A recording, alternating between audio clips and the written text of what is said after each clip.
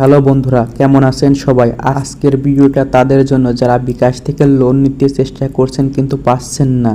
কেন তারা loan option পাচ্ছেন না বা পেলেও কেন অ্যাপ্রুভ হচ্ছে না। আজকের ভিডিওতে আমরা এই সমস্যাগুলোর মূল কারণ এবং এর সমাধান নিয়ে আলোচনা করব এবং ভিডিওটির সমাধান লোন না পাওয়ার মূল কারণগুলো হলো বিকাশ ব্যবহার কম করা। বিকাশ থেকে লোন পেতে হলে আপনাকে বিকাশের একজন সক্রিয় ব্যবহারকারী হতে হবে।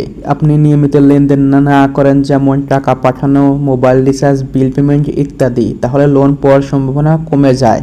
দ্বিতীয় যে অপশন সেটি হচ্ছে লেনদেনের পরিমাণ কম থাকা। শুধু নিয়মিত ব্যবহার করলেই হবে না, আপনার লেনদেনের পরিমাণও নির্দিষ্ট একটি মাত্রার মধ্যে থাকতে হবে।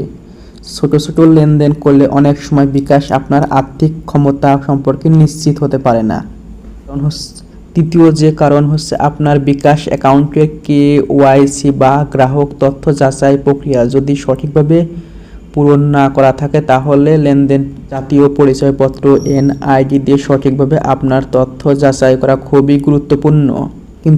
কিন্তু এই সবগুলো পূরণ করার পরেও অনেকেই লোন পাচ্ছে না, তাই এই ভিডিওতে এই সমাধানগুলো দেখিয়ে দেব। সর্বপ্রথম গুগল প্লে স্টোরে যাবেন, সেখান থেকে বিকাশ অ্যাপটি সার্চ করে আপডেট করে নেবেন। বিকাশ অ্যাপটি অবশ্যই আপডেট করে নেবেন। সে পিন দিয়ে বিকাশ অ্যাপটি লগ ইন করবেন।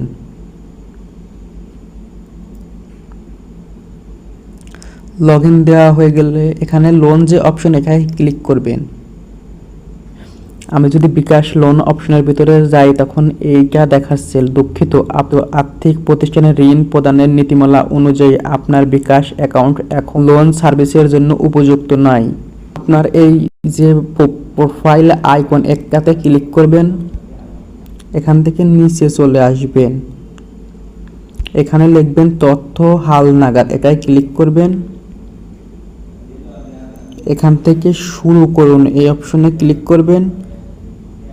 এখান থেকে 3টি সহজ ধাপে আপনার KYC তথ্যটি হালনাগাদ করে নেবেন। তথ্য হালনাগাদ করা হয়ে গেলে অবশ্যই আপনি বিকাশ থেকে লোন পাবেন।